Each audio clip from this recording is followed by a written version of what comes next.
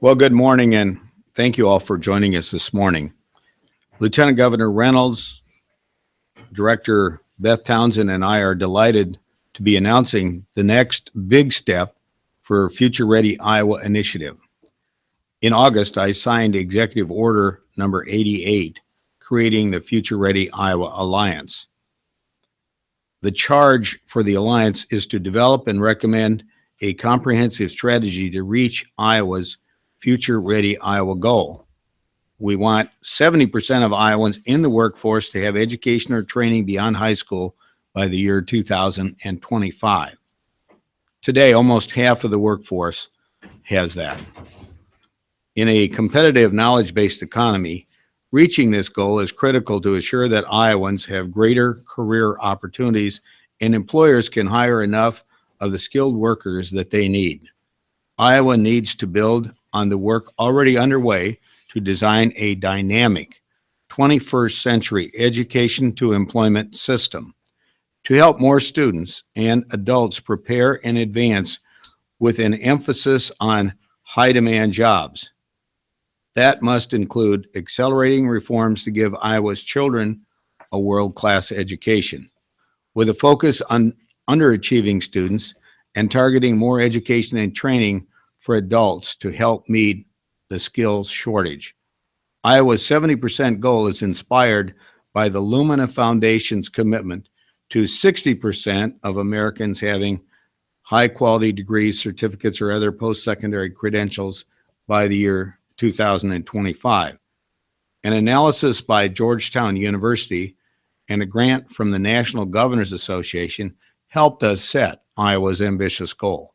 Today, we're announcing that the membership of the Future Ready Alliance.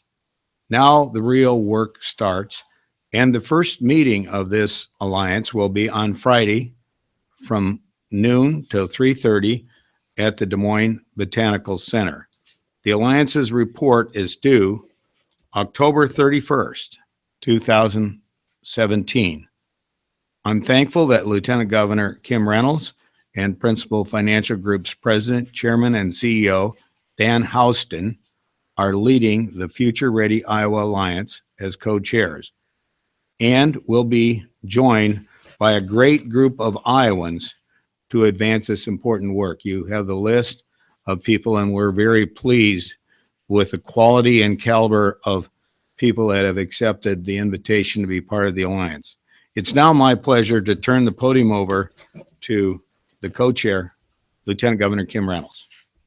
Well, good morning, and thank you, Governor Branstad. And I am honored to serve as the co-chair with Dan Houston of the Future Ready Iowa Alliance. And we really are eager to get to work with the Alliance members.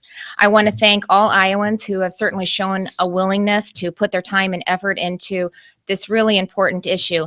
The leadership of Iowa's employers is essential for us to accomplish Iowa's goal of 70% students or Iowans having either education or workforce beyond high school by the year 2025.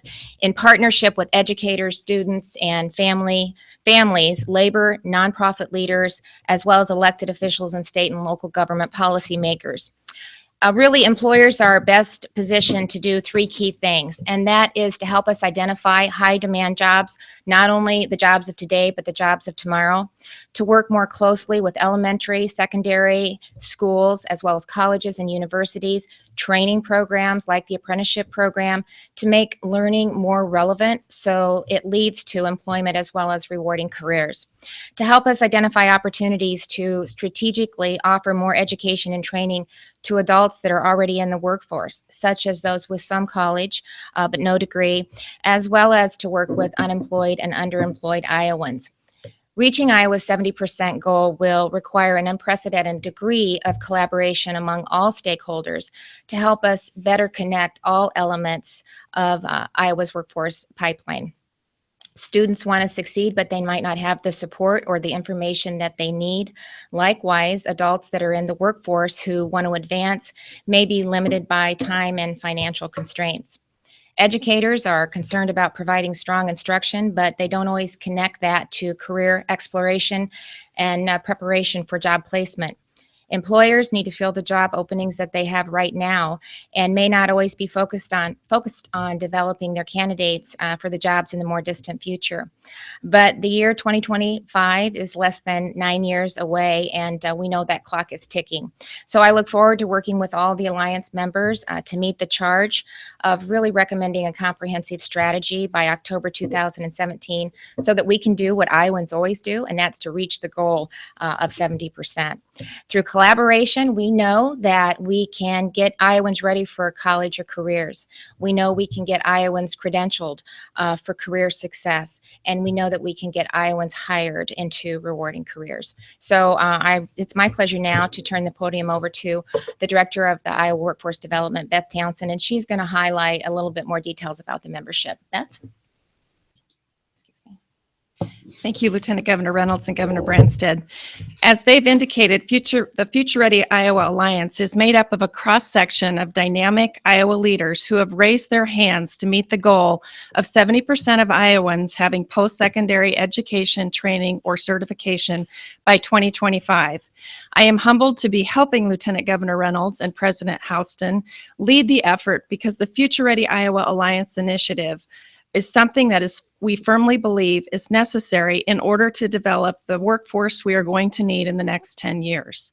I want to thank my colleagues from within the state government who are key collaborators, including Director Debbie Durham from the Iowa Economic Development Authority, Director Ryan Weiss from the Department of Education, Executive Director Dr. Jeffrey Weld from the Governor's STEM Advisory Council, Administrator Dave Mitchell from the Iowa Vocational Rehabilitation, Executive Director Bob Donnelly from the Board of Regents, and Executive Director Karen Mizjak from Iowa College Student Aid Commission.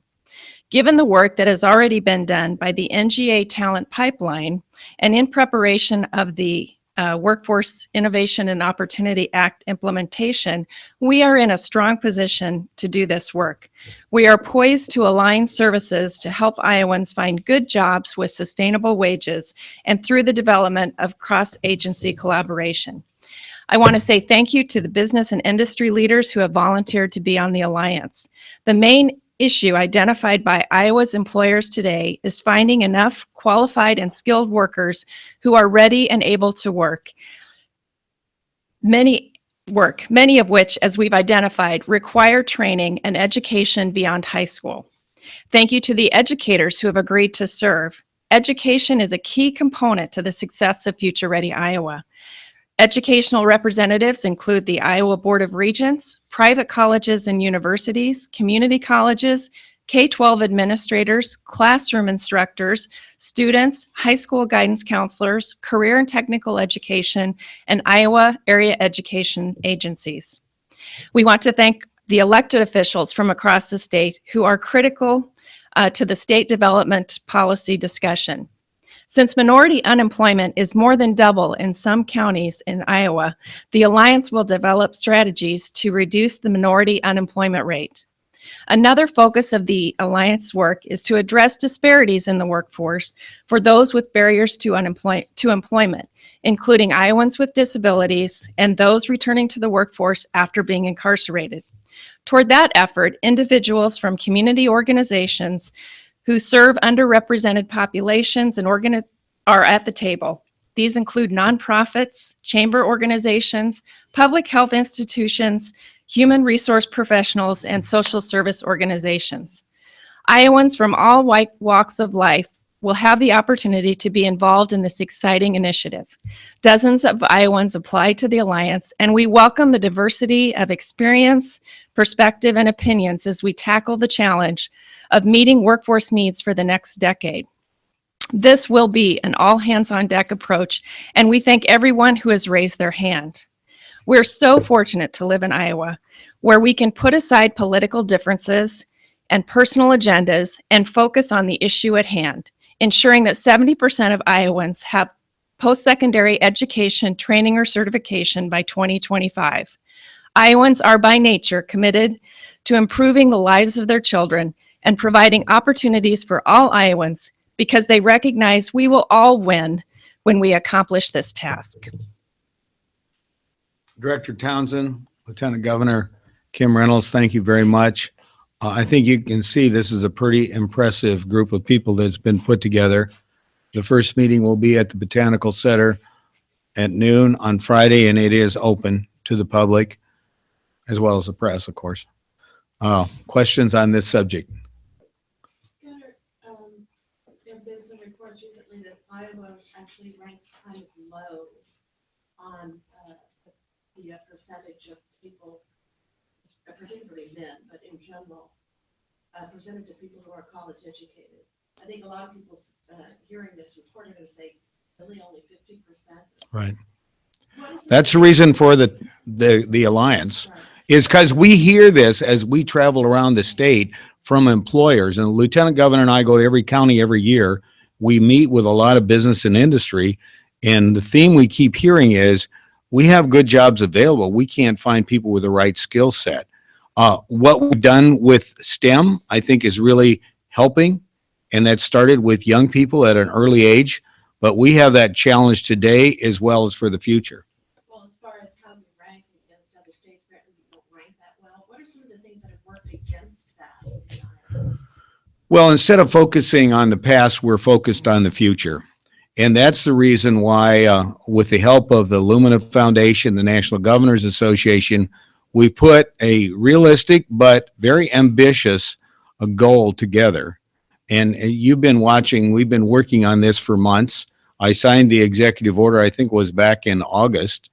And we chose to do that in Pella because of collaboration between the community school system there and the businesses in the community, Vermeer Manufacturing and others.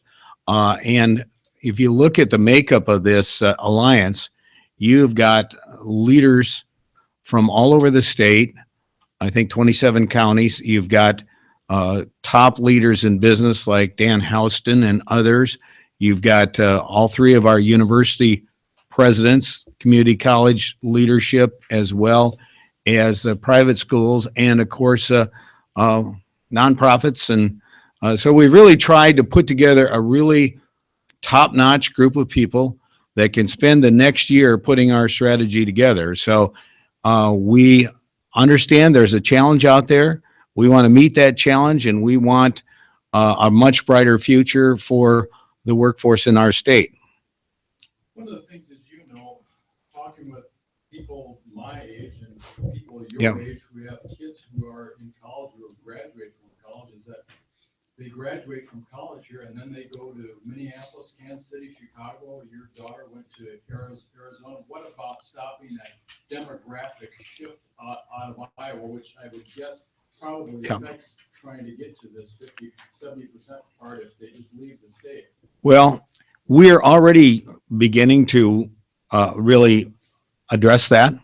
And my daughter, who did go to the University of Arizona and then taught in California, is now back teaching in Waukee, which happens to be the fastest growing school district in Iowa. So we're really pleased that she came back, and a lot of other young people are. And back when I was governor in the 80s, you're right. A lot of young people, when they graduated, would leave. Today, and I want to give some real credit to John Papajohn and the entrepreneurial centers that have been established at the three state universities and at Drake and at DMAC, not DMAC, at North Iowa Area Community College up in Mason City, because we've got a whole new ecosystem of people that are willing to start their own businesses, and we're working every day to try to encourage more of that. And so we're starting to see that make a real difference. Des Moines, as you've heard, has gotten all kinds of national recognition as a great place for young professionals. And so all you have to do is look around the capital city and you see all the building that's going on. And so there's a lot of exciting things. And then you've got companies like Facebook and Google and Microsoft all chose to expand in Iowa.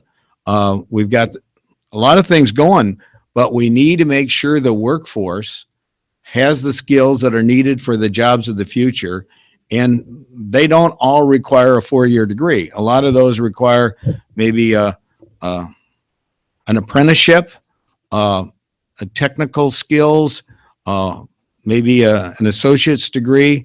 in some cases, a college degree or even an advanced degree. But we just want to make sure that there's a coordination between what we're doing in K through 12 education and higher education, workforce development and economic development to meet the needs of Iowa businesses and make sure that the workforce has the skills for the jobs that are available right in our state. Just kind of related to that, an issue of pay, could you just comment a little bit more? I heard you talk on the Governor Branstad show last week. Right. Just where are you on are you actually going to propose to the legislature that it find some level of minimum wage statewide? I think it would be wise for us to carefully review the workforce and what the needs are out there and look at what neighboring states have done and what is competitive. And I would prefer that we have a uniform, a statewide minimum wage rather than a hodgepodge of county by county, city by city minimum wages that could be, I think, very confusing for people.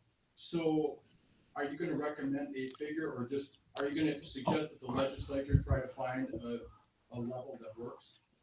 I'm going to work with the legislature once the legislative elections are completed to see if there is a bipartisan support to address this difficult issue.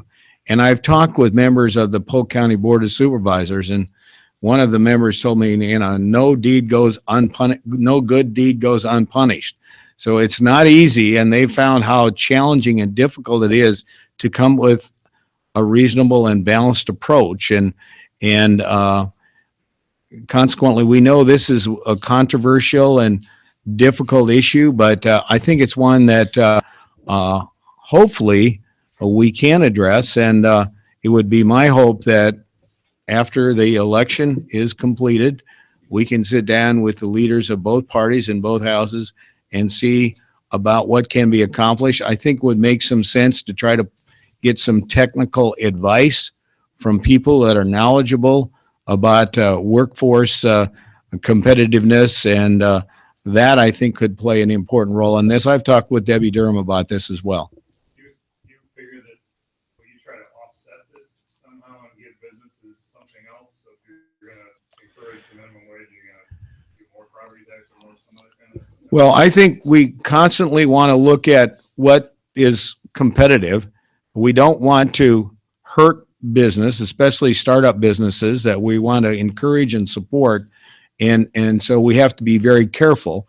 I think Polk County tried to do this with the youth wage, recognizing there are federal restrictions on what younger people can do.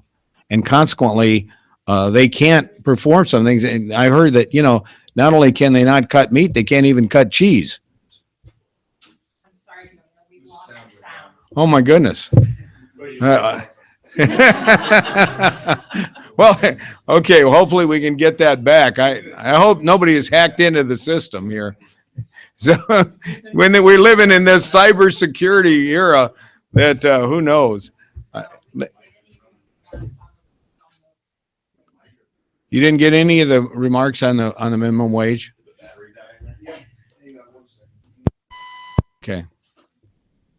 Well, I'm sorry about that. Okay. Well, I hope it's just a battery. That would. Well,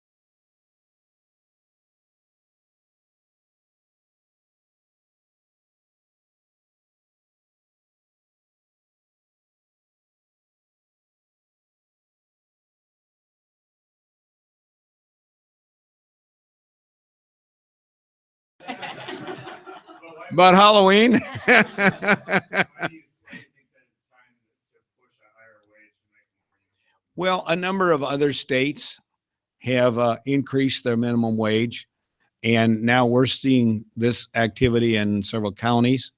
And I think it becomes a challenge and difficult for many businesses and for many people.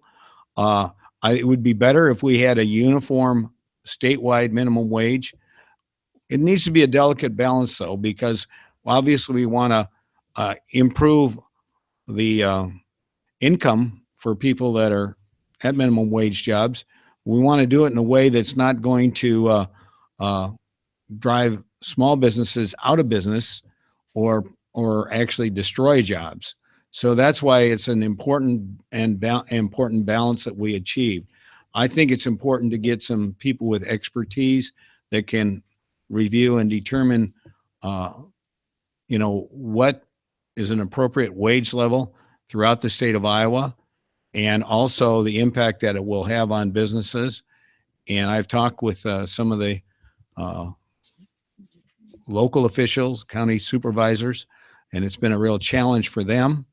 And then you also have the situation where some of the cities are in more than one county. That makes it a big challenge for them. So I think it would be better if we had a uniform statewide wage. And it would be my hope after the election to sit down with leadership in both houses of the legislature and to see if it's possible to reach an agreement on that. I know this is a challenging and controversial issue, and there are those that would like to demand $15. And honestly, I think most people, including the supervisors here in Polk County, determined that wasn't realistic.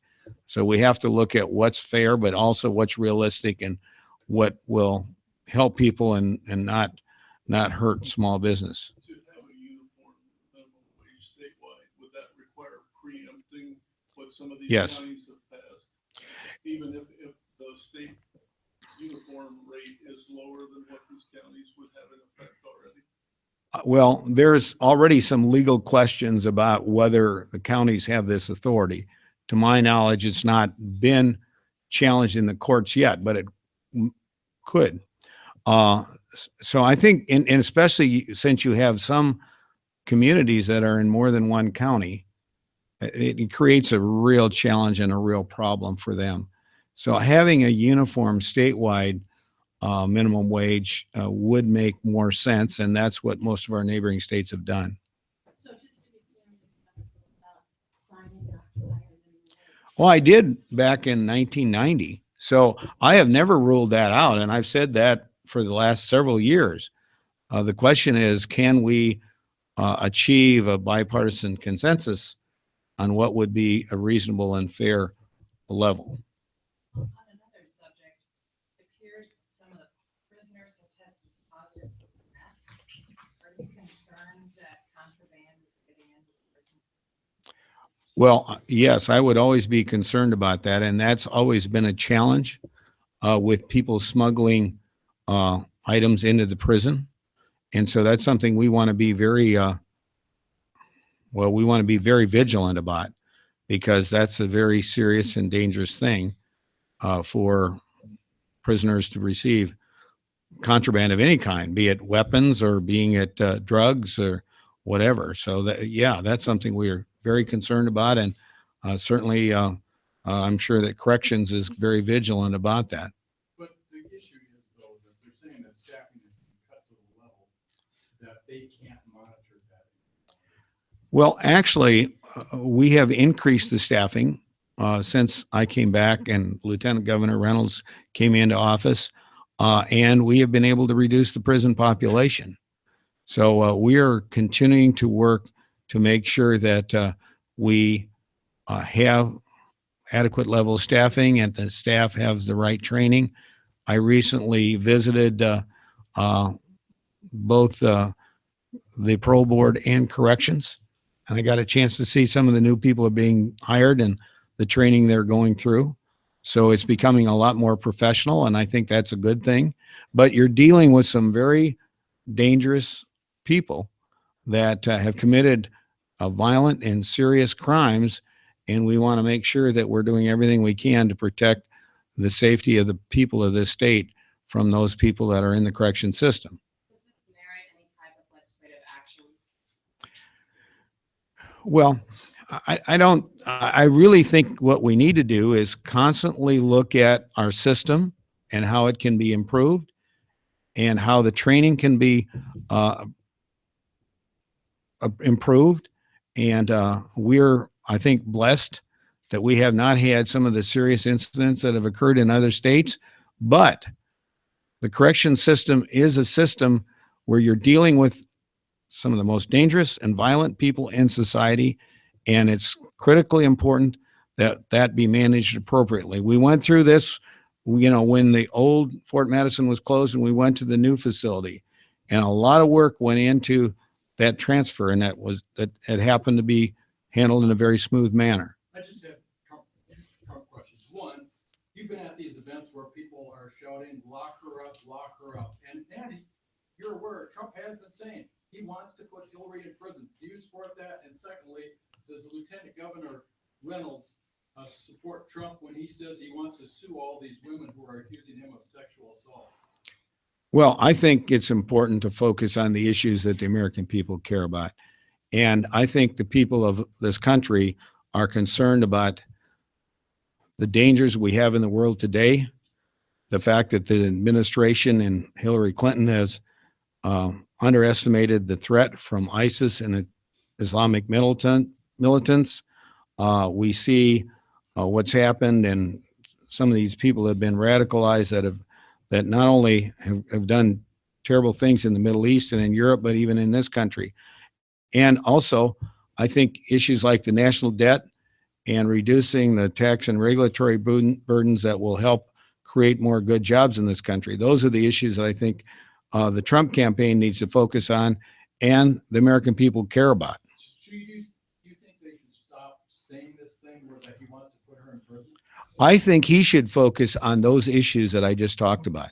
Because when I go all over the state of Iowa, I hear people tell me, I am concerned that we have not seen a growth in good job opportunities. And part of it has been what this administration has done to the renewable fuel standard, the fact that we have not, like Canada, reduced our corporate taxes and made America more competitive for good manufacturing jobs. We're trying to do what we can at the state level, but we're not getting the help we need from DC. And those are the things that I think Americans would love to see the candidates focus on, because that's what affects them as opposed to the personalities of the individual candidates. Yeah. Well, it's not my job to defend every politician's comment. And this election is a choice, and it's about the choice, the direction this country is going. And I would echo what Governor Branstad said. We've worked hard to move Iowa forward, and I think we have a great story to tell. And we've done that in despite of an administration that has worked against us at every step of the way. And Hillary Clinton wants to double down on what Obama has done over the last 8 years. And I think we need to go in a different direction. I think $20 trillion in debt is going to impact our children and our grandchildren. We're more insecure today than we were 8 years ago. And I want an administration that'll work with us, that'll give more responsibility back to the states, that will reduce the regulations and red tape so that we can spur economic growth, so that we can continue to have all Iowans and all Americans can have opportunities to be successful. And so that's what the election is about for me. It's about the direction of this country. And I want a partner in Washington, D.C. that's going to work with us. Governor Branstad, several victims advocates for domestic violence are talking about possibly trying to draft a bill again to increase mandatory minimum sentencing and GPS tracking. I know that's something that you've been supportive of before. Will you be working with the legislature after the legislative elections? Yes, we have been working on this, and I've made recommendations the last 2 years. We intend to continue to focus on this. Last year, I think the House of Representatives passed a bill that included the monitoring that we had recommended. Sometimes it takes more than 1 year, but this is a critical issue. Domestic violence and also public safety on our highways. Those are two significant issues that affect the lives and well-being of Iowans, two issues that I intend to address in the condition of the state address. We'll be spending the next couple of months preparing for that. Aaron and then Dave. And so I'm gonna ask too, because that one just maybe, when you say public safety on the highways, are you talking about distracted driving, texting, driving laws? Well, we're talking about distracted driving, drunk driving, impaired driving, all kinds of things that we've seen an 18% increase in fatalities on our highways. I think we had 5 more over the weekend.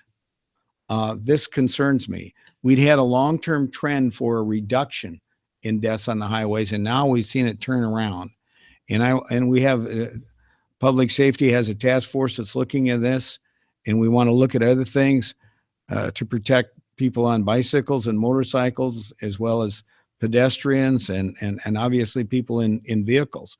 But public safety has always been a big concern of mine, and I'm very concerned about the fact that fatalities are going up. And this year in particular, we've had a significant increase, and that's something that's not acceptable, and we need to address, and we need to look at how we can most effectively address that. So I anticipate that will be a major priority that we'll address in the condition of the state. Lieutenant Governor, I'm wondering if when people listen to the way you answered Bill's question, if that sort of feeds into the thinking of voting for the lesser of two evils.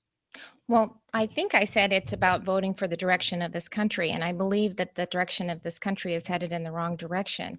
And so, what I love about Iowans is we're informed voters, and part of the reason we're informed voters is because of our First in the Nation caucus. And so I really have a lot of confidence in Iowans to look at the issues, to look at what's important for the state of Iowa, to look at what's important for our children and our grandchildren, and how do we get this country back on track? How do we put in place policies and lift burdensome regulations that will spur economic growth and give every Iowan an opportunity to be successful. And that's the initiatives that we're working on, whether it's the STEM initiative or the Future Ready Iowa initiative, reducing taxes on small businesses and commercial property, reducing regulations and the size of government. We're doing all that so we can spur economic growth in this state and make sure that every single Iowan has an opportunity to be successful. And so that's what we're working on. And I believe it's pretty clear with the two candidates that we have what direction they want this country to go. And that's what I'm focused on. And I believe that's what Iowans are focused on. As we have the opportunity to travel the state, they're asking questions that matter. And so I think we need to just kind of put the clutter aside, put the distraction aside, and focus on what's important. And I believe that's what Iowans will do at this next election. Another one of those. Let me just say, Obamacare is one of the big issues, and you've seen the Iowa poll.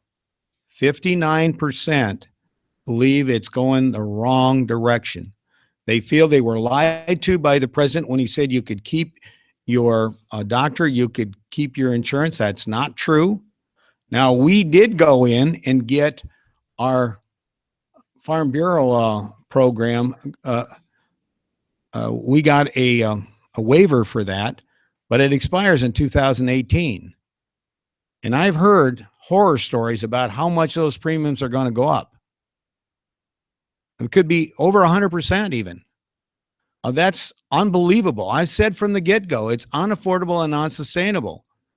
With Trump, we've got somebody that wants to repeal and replace it. Now with Hillary, we got somebody that wants to increase it. We got to start over again. We got to have something that's workable, something that's sustainable, and something that focuses on improving people's health, as opposed to just increasing the level and the costs, which are unsustainable. Last question here. Well, could I just follow up? Are you actually saying that sexual assault allegations are clutter? I think that I'm not saying that. It's inexcusable, unacceptable, and that that's what I feel. But there's a lot of misinformation out in this election. There's a lot of other issues, and I just think we need to put some of these aside, and we need to focus on the direction that we want to take this country, and that's what we're focusing on. Last question. We gotta go. The ACLU tomorrow, I think, is going to call for a constitutional amendment to restore